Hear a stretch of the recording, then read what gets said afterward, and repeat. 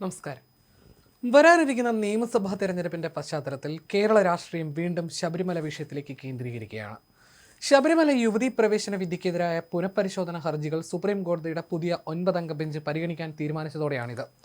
March പകുതിയോടെ തിരഞ്ഞെടുപ്പ് വിജ്ഞാപനം വരാനിരിക്കെ ഏപ്രിൽ മാസത്തിൽ നടക്കുന്ന കോടതി നടപടികൾ തിരഞ്ഞെടുപ്പ് ഫലത്തെ സ്വാധീനിക്കുന്ന പ്രധാന ഘടകമായി മാറും. 2007 VS അച്യുതാനന്ദൻ സർക്കാരാണ് ശബരിമല യുവതീ പ്രവേശനമാകാമെന്ന് സുപ്രീം കോടതിയിൽ നിലപാടെടുത്തത്. 2016 ഉമ്മൻചാണ്ടി സർക്കാർ ഇത് തിരുത്തി. പിന്നീട് സുപ്രീം കോടതിയുടെ 3 അംഗ ബെഞ്ച് പരിഗണിക്കുമ്പോഴാണ് യുവതീ പ്രവേശനം അനുകൂലിച്ചുകൊണ്ടുള്ള സത്യവാങ്മൂലം പിണറായി സർക്കാർ നൽകിയത്. 2017 വാദം കേൾക്കുമ്പോഴും സ്വാഭാവികമായും ഈ നിലപാട് തുടർന്നു.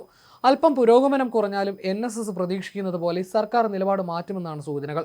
കേരളം ഉൾപ്പെടെ 5 സംസ്ഥാനങ്ങളിലെ തിരഞ്ഞെടുപ്പ് വിജ്ഞാപനം മാർച്ച് പകുതിയോടെ പുറപ്പെടുവിക്കുമെന്നാണ് സൂചന. സാധാരണഗതിയിൽ മെയ് 2ാം വാരത്തിൽ വോട്ടെടുപ്പ് നടക്കാറുള്ള കേരളത്തിൽ ഇക്കുറി ഏപ്രിൽ അവസാനമോ മെയ് ആദ്യമോ തിരഞ്ഞെടുപ്പ് നടന്നേക്കാം.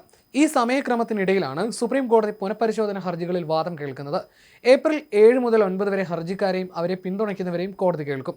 ഏപ്രിൽ 14 മുതൽ 16 വരെ വിധിയെ അനുകൂലിക്കുന്നവരുടെ വാദം കേൾക്കും.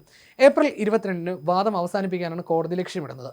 തിരഞ്ഞെടുപ്പ് പ്രചാരണത്തിലെ ശബരിമല 2.0 മാർച്ച് പകുതിയോടെ തിരഞ്ഞെടുപ്പ് വിജ്ഞാപനം വരുന്നതോടെ ഏപ്രിൽ 7 മുതൽ സുപ്രീം കോടതിയിൽ ആരംഭിക്കുന്ന അന്തിമവാദം കേരളത്തിലെ പ്രധാന തിരഞ്ഞെടുപ്പ് ചർച്ചയായി മാറും. തിരഞ്ഞെടുപ്പ് പ്രചാരണം ഉച്ചസ്ഥായിയിൽ നിൽക്കുന്ന സമയത്ത് കോടതിയിൽ നടക്കുന്ന വാദപ്രതിവാദങ്ങൾ കേരളത്തിലെ വോട്ട് ബാങ്കുകളിൽ വലിയ ചലനങ്ങൾ സൃഷ്ടിക്കുമെന്ന കാര്യം ഉറപ്പാണ്. 2018 യുവതീ പ്രവേശന വിധിയെ അനുകൂലിച്ച പിണറായി സർക്കാരിന്റെ നിലപാടാണ് 2019 ലോക്സഭാ തെരഞ്ഞെടുപ്പിൽ LDFന് കനത്ത തിരിച്ചടിയുണ്ടാക്കിയത്.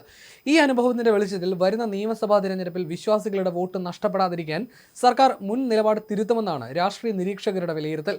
വിധി പുനഃപരിശോധിക്കുന്നതിനെ കേന്ദ്ര സർക്കാർ പിന്തുണയ്ക്കുന്നുവെന്ന് സോളിസിറ്റർ ജനറൽ തുഷാർ മേത്ത കോടതിയെ അറിയിച്ചു കഴിഞ്ഞു. ഇതോടെ കേന്ദ്ര നിലപാട് വിശ്വാസികൾക്കൊപ്പമായി. ഇനി അറിയേണ്ടുന്നത് കേരളത്തിന്റെ നിലപാടാണ്. യുവതീ പ്രവേശനത്തെ ഇപ്പോൾ സർക്കാർ പരസ്യമായി അനുകൂലിക്കുന്നില്ലെങ്കിലും കോടതിയിൽ എന്ത് സത്യവാങ്മൂലം നൽകുമെന്നത് നിർണായകമാണ്. വിശ്വാസ പ്രശ്നത്തിന് പുറമെ ശബരിമലയുമായി ബന്ധപ്പെട്ട പുതിയ വിവാദങ്ങളും തിരഞ്ഞെടുപ്പിൽ ആയുധമാകും. ആഗോള അയ്യപ്പ സംഗമത്തിലെ സാമ്പത്തിക വിവാദങ്ങളും PRD വഴിയുള്ള പ്രചാരണങ്ങളും ഇതിനോടകം ചർച്ചയായിട്ടുണ്ട്.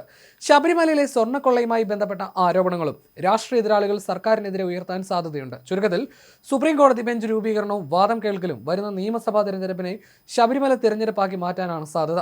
നിലപാട് കോടതിയിൽ വ്യക്തമാക്കുമെന്ന് സർക്കാർ പ്രഖ്യാപിച്ചിരിക്കുന്ന സാഹചര്യത്തിൽ ഏപ്രിൽ മാസത്തിലെ സുപ്രീം കോടതി വിധി കേരളത്തിന്റെ രാഷ്ട്രീയ ഭൂപടത്തിൽ വലിയ മാറ്റങ്ങൾ വരുത്തിയേക്കാം. യുവതീ പ്രവേശനത്തിനൊപ്പം ശബരിമലയിലെ സ്വർണ്ണക്കൊള്ള ആരോപണങ്ങളും ആഗോള അയ്യപ്പ സംഗമത്തിലെ സാമ്പത്തിക വിവാദങ്ങളും പ്രചാരണങ്ങളും പ്രതിപക്ഷം ആയുധമാക്കും.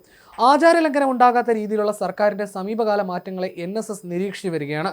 സർക്കാരിന്റെ സത്യവാങ്മൂലത്തിലെ ഒരു വാക്ക് പോലും വോട്ട് ബാങ്കുകളിൽ വലിയ ചലനങ്ങൾ ഉണ്ടാക്കും. ശബരിമലയ്ക്ക് പുറമെ മുസ്ലിം സ്ത്രീകൾക്ക് പള്ളിയിൽ പ്രവേശനം നൽകുന്നത് ഉൾപ്പെടെയുള്ള മതപരമായ മൗലിക അവകാശങ്ങൾ 9 അംഗ ബെഞ്ച് പരിഗണിക്കും. ജസ്റ്റിസ് സൂര്യകാന്ത് ഒഴികെയുള്ള മറ്റ് 8 ജഡ്ജിമാരും വിരമിച്ചതിനാൽ പുതിയ ബെഞ്ച് ഉടൻ രൂപീകരിക്കും.